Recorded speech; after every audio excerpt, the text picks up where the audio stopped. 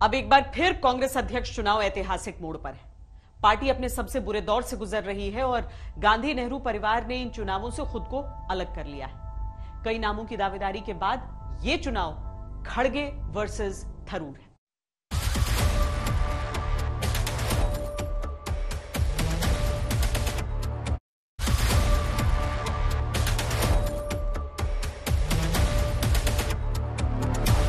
वो दोनों को मिल के लड़ना है। हम दोनों एक ही घर के लोग हैं। जब एक ही घर के लोग हैं, एक दूसरे के खिलाफ कौन लड़ने का सवाल नहीं है। जैसे हमारे कांग्रेस का एक संविधान, और संविधान में जो लिखा है, प्रेसिडेंट तो किसी को रिपोर्ट नहीं करते।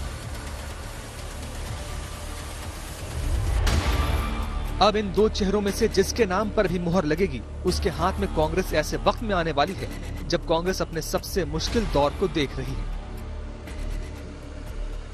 ये तय है कि विरासत से इन दोनों को कोई लाभ नहीं मिलेगा। इन दोनों के सामने सिर्फ और सिर्फ इतिहास से ही सीखने का विकल्प होगा। अगर खारगे साहब जीते या मैं जीते, अंत में कांग्रेस की जीत होनी चाहिए। ये चुनाव तो कांग्रेस की मजबूती के लिए है और मैं इसमें तो बिल्कुल लगा हूं। और आपको पता है कि 9 दिन बाकी है। इस 9 दिन में पूरा जितने भी लोगों से मिल सके, संपर्क कर सके, मैं कर रहा हूं। थरूर कुछ भी बोले, लेकिन ये सबको पता है कि अगर कांग्रेस के दिग्गजों ने पार्टी से किनारा नहीं किया होता, आवाज नहीं उठाई होती, तो लगाम गांधी परिवार के हाथों में ही होती।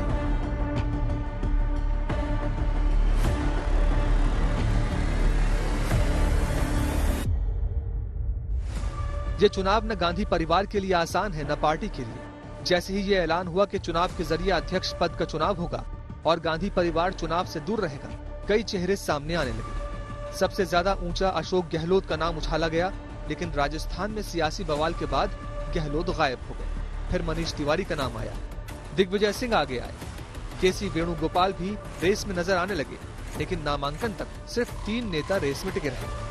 झारखंड के कांग्रेस नेता के एन त्रिपाठी, शशि थरूर और मल्लिकार्जुन खड़गे। के एन त्रिपाठी का नामांकन रद्द हो गया, बच गए सिर्फ 2, थरूर और खड़गे। कांग्रेस पार्टी ये तो आज की नहीं है। 138 इयर्स में सिर्फ 4 इलेक्शन हो गए।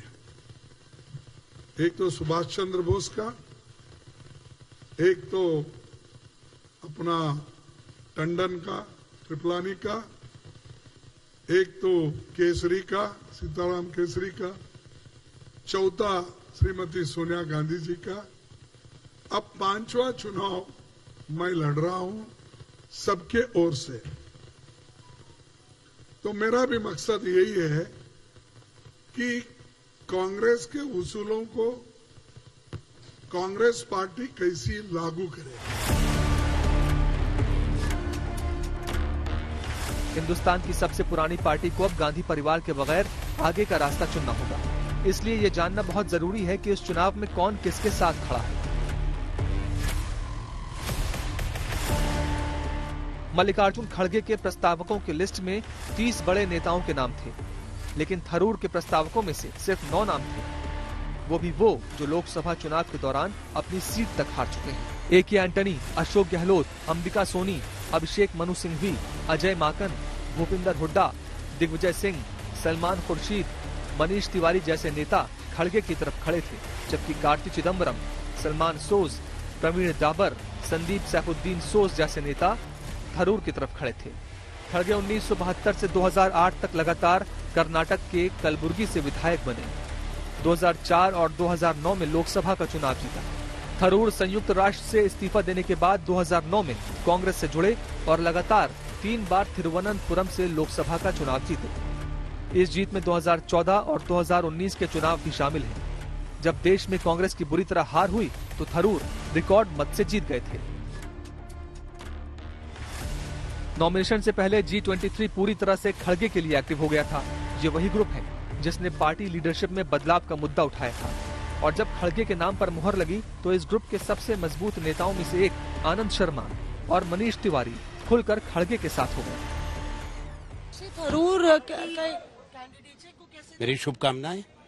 शुभकामनाएं दी पर समर्थन नहीं दिया आप लोगों ने। अब वो तो अपने अपने सोच और निर्णय है। आपका ग्रुप का हिस्सा थे वो तो बहुत थे, वो तो इलेक्शन अथॉरिटी में भी बैठे हैं, वो तो मुकुल वासनिक भी थे, कई प्रस्तावक उसी का हिस्सा थे। कोई एक पार्टी में गुट नहीं था। हमने सुधार की बात की थी, सुझाव दिए थे, वो गुट नहीं था। थरूर ने ये फोटो तब शेयर की थी जब यह तय था कि थरूर के सामने दिग्विजय सिंह होंगे। फोटो को शेयर करते हुए लिखा था कि हमारे बीच प्रतिद्वंद्वियों जैसी लड़ाई नहीं है, बल्कि सहयोगियों के बीच दोस्ताना मुकाबला होगा। लेकिन जैसे ही दिग्गी रेस से बाहर हुए, चुनाव का माहौल बदल गया, तस्वीर बदल गई। सवाल है कि अब भी फ्रेंडली कॉन्टेस्ट होगा।